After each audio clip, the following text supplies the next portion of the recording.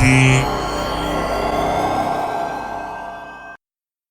are very fortunate today to be visiting Greg Bear together with Ramez Naam and William Hertling.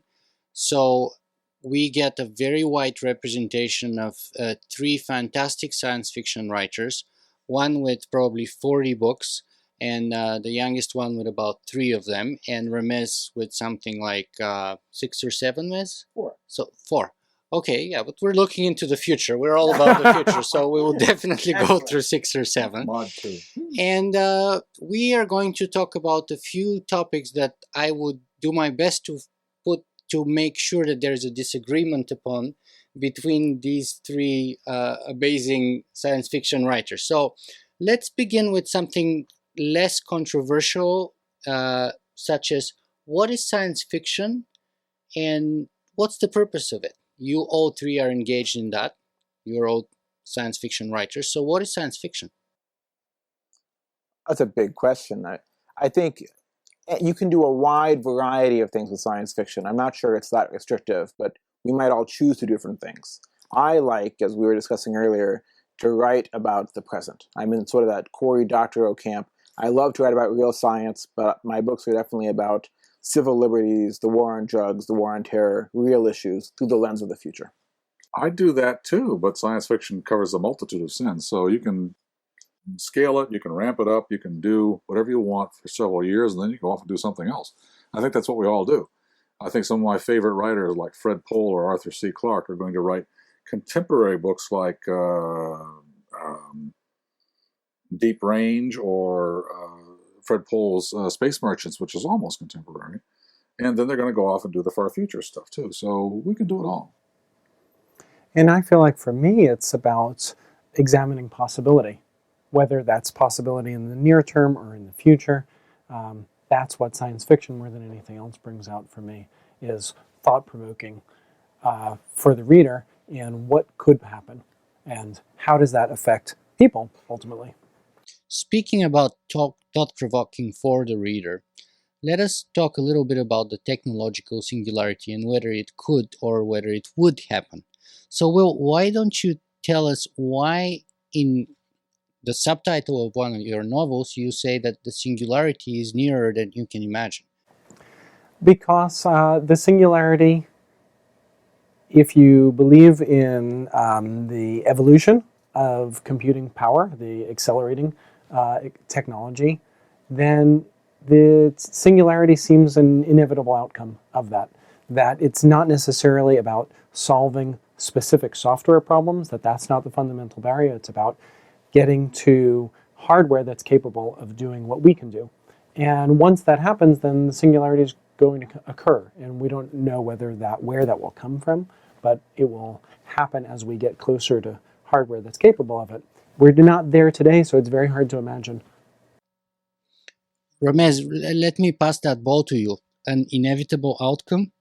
What do you want to say about that?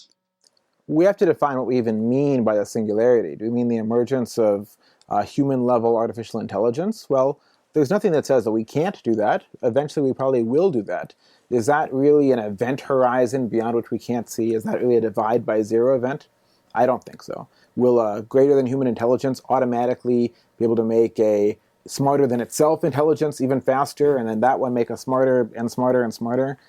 I don't think so. It'll take tens of thousands of human beings working for years to make an AI that is a little bit smarter than a human being, and that one will just be part of a process involving lots and lots of people and researchers and hardware to make incremental process towards improvement. So I think a lot of these problems are sort of self-limiting, or the problems get harder and harder as we go. I think Ray Kurzweil and Vernor Vinge are also kind of fond of using the inevitable adjective there. Werner qualifies it by saying falling short of any major disaster like nuclear war, that's the most likely, almost inevitable outcome. I have a ton of respect for Vernor Vinge and for Ray Kurzweil. They're both incredibly intelligent men. But an exponential trend does not guarantee a future exponential forever, is one issue. Two, the difficulties of many problems are wildly underestimated. The difficulties of AI have been wildly underestimated for decades. The difficulties of simulating a human brain are currently wildly underestimated.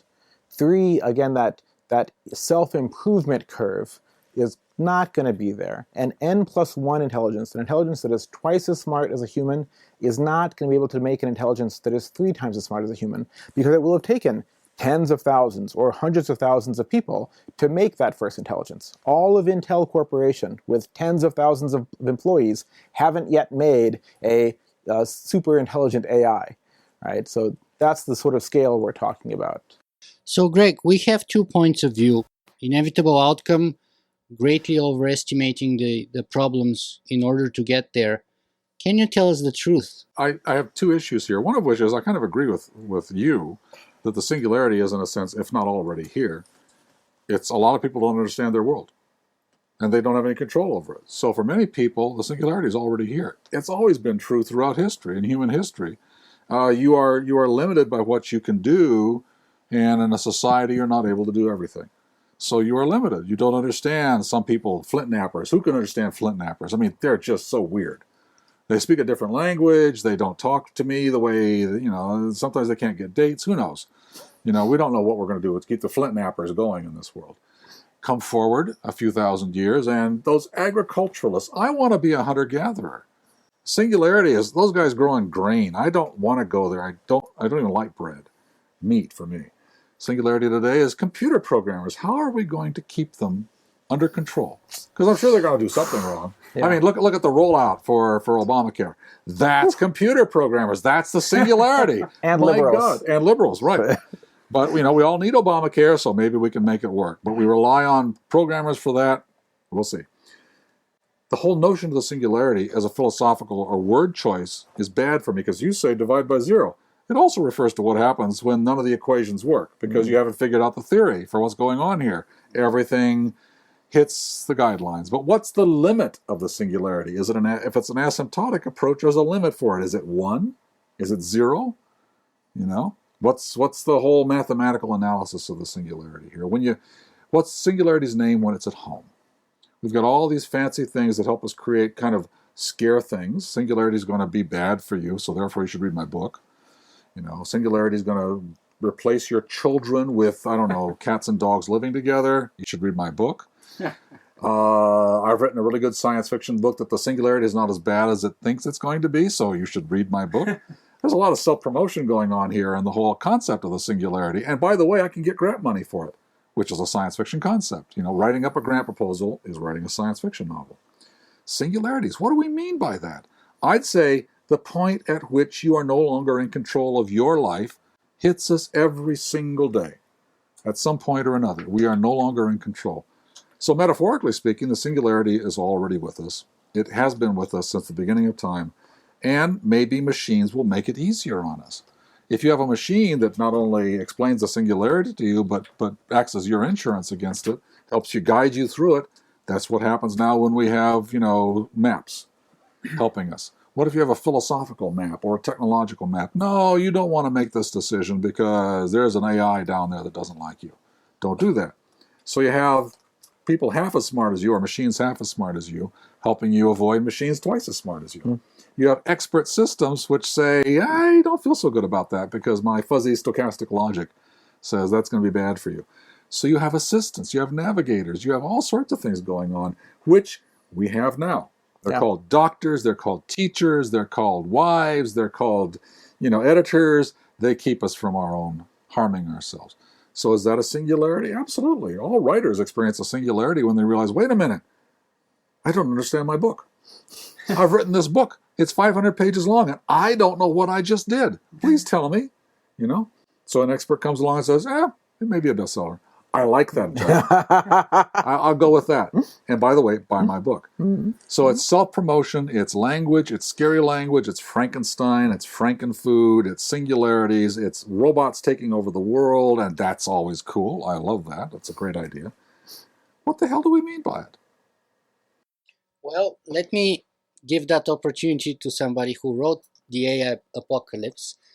What the hell do you mean by the AI apocalypse, and how likely of a scenario is that, Will?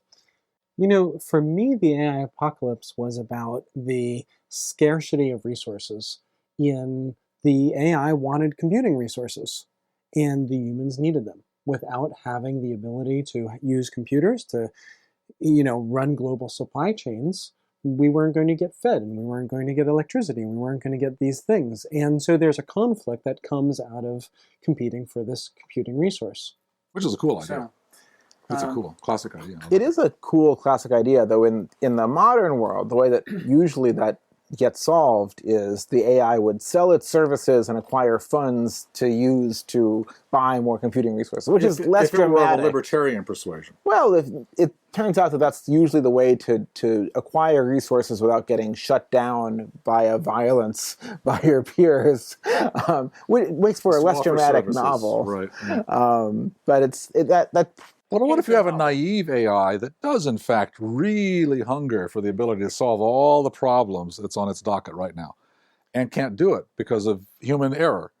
And it decides it can reach out and suck up resources that it's not allocated. One of the characteristics of the modern day is that no one human can understand them all. And this could be a differentiating factor for AI in the future, that it would be possible for one AI to embody all domains of human knowledge, and from that synthesize things that are beyond the capability of 10,000 Intel employees to synthesize. This takes me back to an actual postcard that was sent by a fan in the 1940s to another fan, which says, "I have acquired a cosmic mind.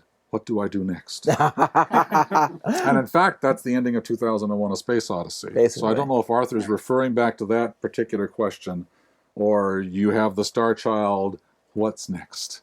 And no sequel is possible. And that defines the Clarkean singularity, is there you are not going to be able to make the decision for that individual. Can you make the decision for yourself that makes sense? Let me jump in to sort of defend the underdog here and sort of address your point with respect of why perhaps a trading exchange may not be as likely. Imagine, say, the period of colonization, right? You have one side which basically has all the guns, steel, and etc.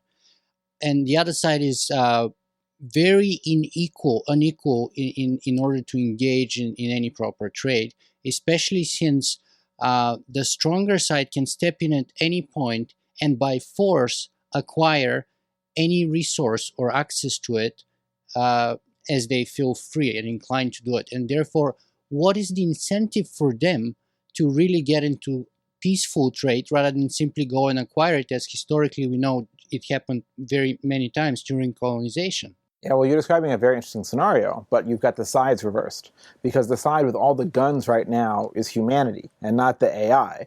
The first AI that we invent will sit in a laboratory somewhere with a power plug that any human can unplug. There's also this... That's not scary. Well, it's terrifying for the AI. Yeah, We can unplug Stuxnet.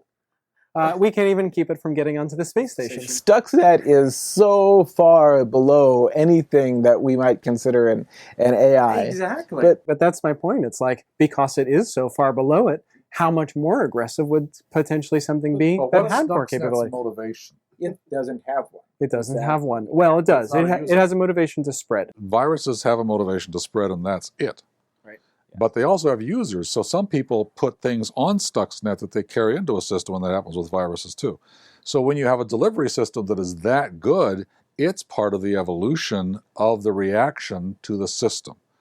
And that's the way it's always been. I think very sophisticated viruses are a much more realistic view of the future of the net than rogue AIs, I think. Things that are actually quite dumb compared to any human intelligence, but extremely sophisticated at spreading, maybe out of our control, very good at carrying payloads, maybe repurposed by humans to carry payloads that they want to have carried to their enemies, but not like self-aware, human-level intelligences or anything like that. Then we get to self-aware. Yeah, that's a good question. That's my good question here is, most of us do not really understand what it means to be self-aware, because it's a social interface. And that's pretty solidly demonstrated in my thinking about this, is you upload your self-awareness when you are interacting with other people. When you are alone, you lose yourself in your work. Quite literally, yourself goes away or fades if you are not directly involved in interfacing with others. If you're a user in a social situation, then you are going to have usefulness out of a self-modeling system that creates a, how will they react to me if I do this, which is that circular reasoning that leads to self-awareness. So you have a model of yourself. If you're not in a social situation, if you're Robinson Crusoe on an island or a bear picking berries in the woods, you don't have self-awareness at that moment. You may acquire it later. I think I would go a little bit beyond that, because I think in isolation you do have self-awareness in a certain sense, which is intelligent organisms, and I include a bear in this, have body awareness. They understand that this paw is mine, yes. This rock is not, and they understand aversion to, I should move this body away when there is fire or a loud noise. And that's part of what separates a bear from a rock to a certain extent, or a bear from a car. An automobile, as of so far, until a few years from now, does not automatically avoid danger. It has no sense that it should do so in any way. Does the bear tell itself, I should move away, or does it say, move away?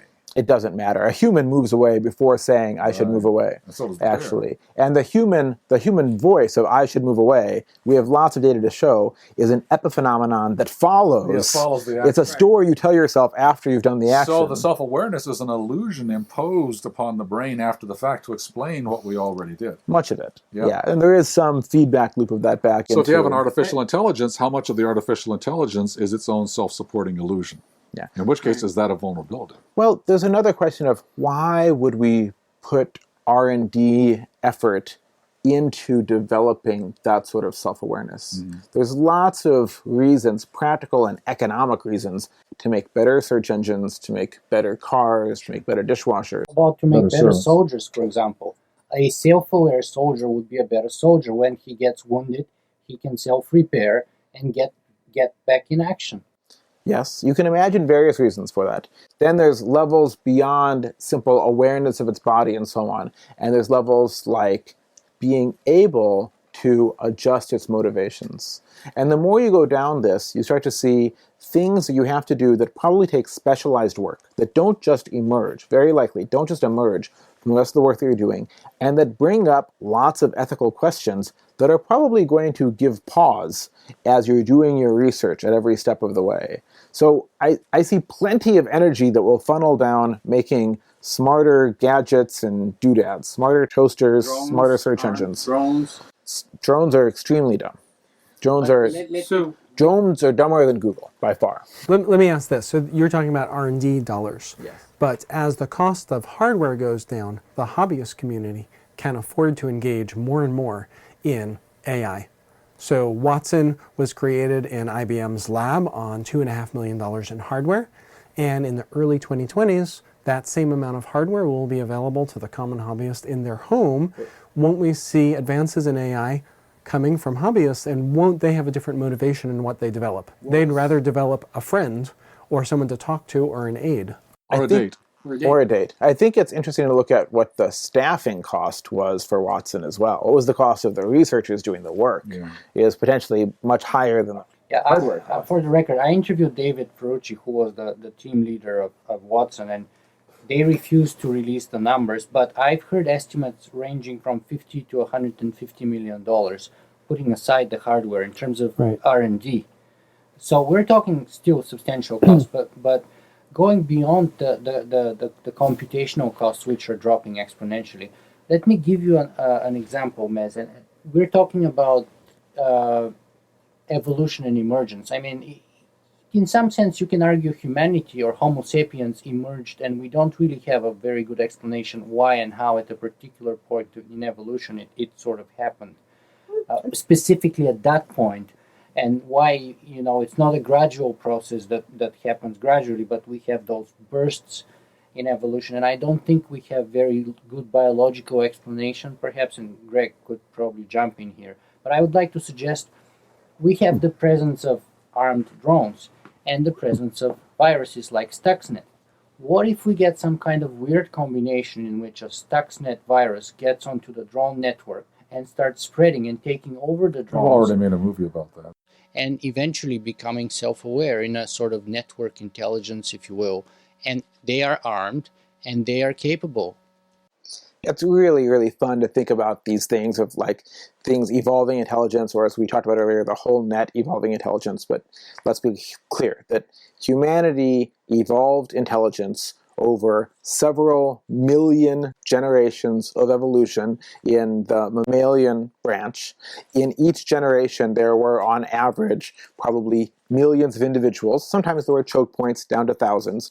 Those individuals in the recent primate evolution had billions of neurons in their brain, trillions of synapses. Those brains were more complex to simulate than the largest supercomputers on Earth, meaning that they were billions of times more expensive than the computing power in those drones. So the idea that Stuxnet on drones could suddenly, without several million years of drones battling each other and dying and having sex and having drone babies, evolve intelligence is not science fiction, it's fantasy. This is not a reflection of how intelligence evolves at all. Okay, so let's assume that Ray Kurzweil is right, and in 2045 we have roughly the computational power to simulate one brain.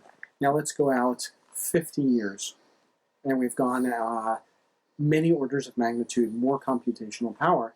Why not run simulations of AI software at an accelerated pace so that maybe in 50 years I have run millions of generations of millions of individuals at very fast speeds. So at 50 years, you would have approximately a billion times the computing power of one human brain if Kurzweil is right. I think Kurzweil is wrong. Computing or thinking power? Computing. So I think Kurzweil is wrong. I think Kurzweil is wrong, and 50 years after 2045, you might have the computing power, I suspect, of about one brain. But let's say Kurzweil is right.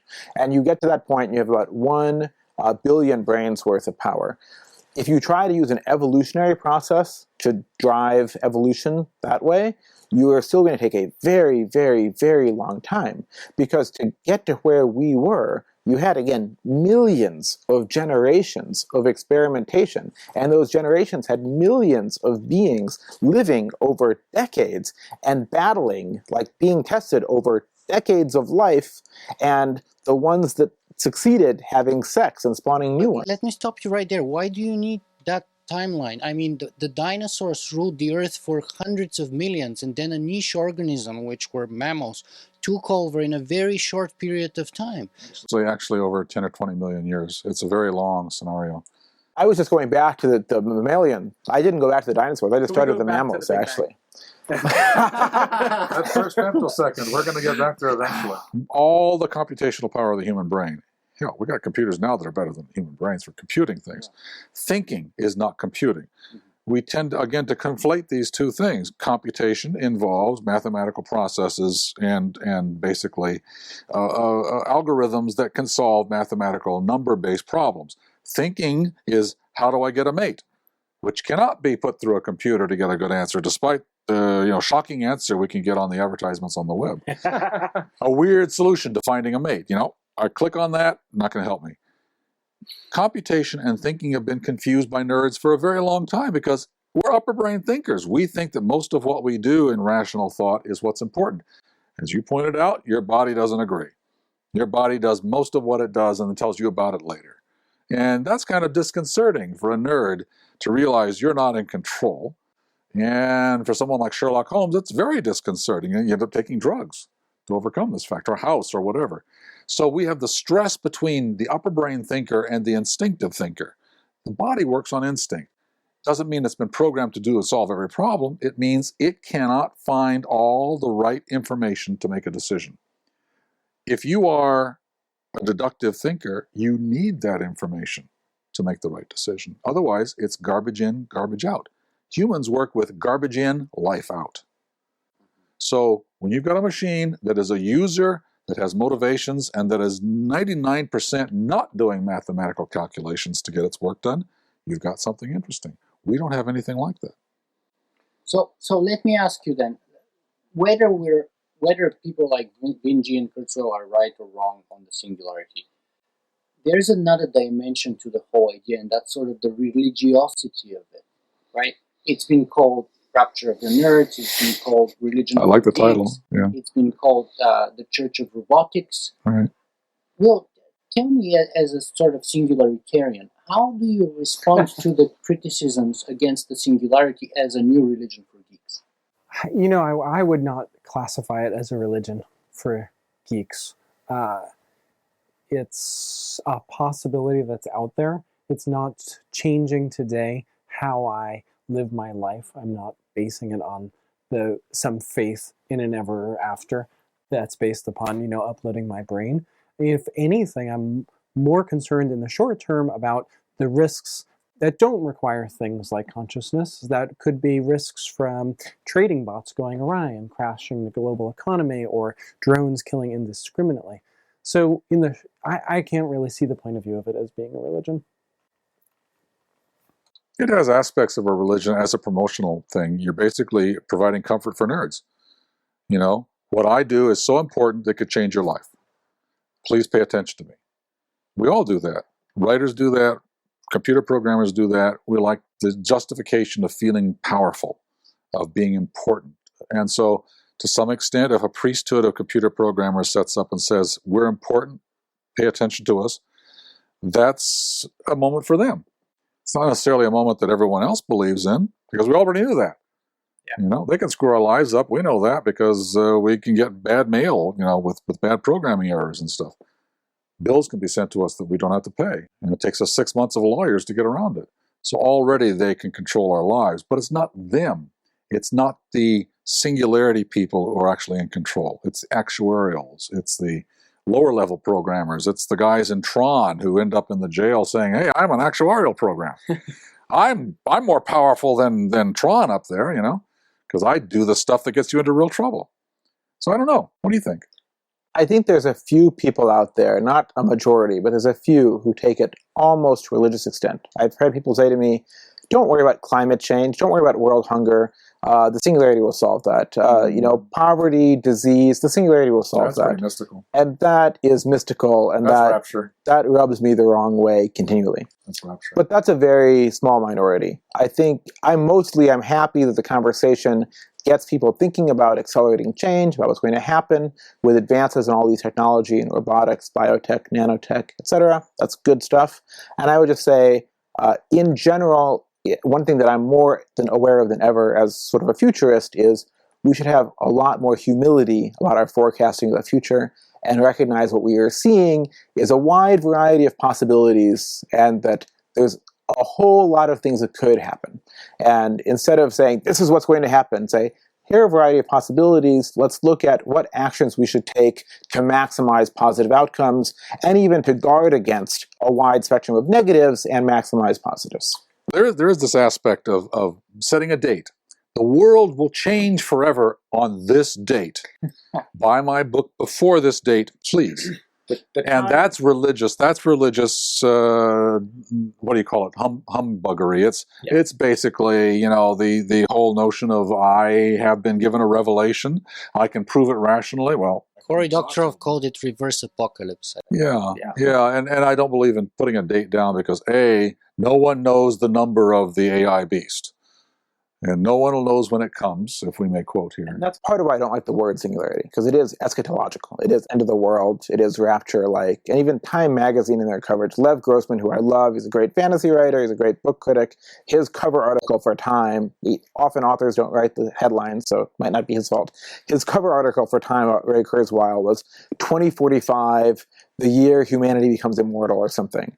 And I'm like, oh, please, like, this is not the right way to cover this topic. Or God is dead. It probably sold a lot of magazines. Or the elephant in the room. I mean, Time's been... It probably sold a lot of magazines, yeah. And Time has announced the end of cancer, I think, a dozen times. So what can you say? Well, guys, as a geek myself, I can only say that for me today, the experience of interviewing the three of you separately and then all three of you together was an absolute rapture for a nerd and of biblical proportions. And I want to thank you for that immensely. And it will take some time for me, and I hope my audience, to digest the variety and the depth of the ideas that we managed to cover today. And I want to thank you very much. It's been fun. It's been Thank you. Yeah, very fun. Thanks for hosting us here, Greg. Good to see you both. Good to see you. Work with you later. Yeah. Thank you very much, Greg, for hosting us. All right. Thank you, Ramez. Yeah. Thank you. Thank you, Will.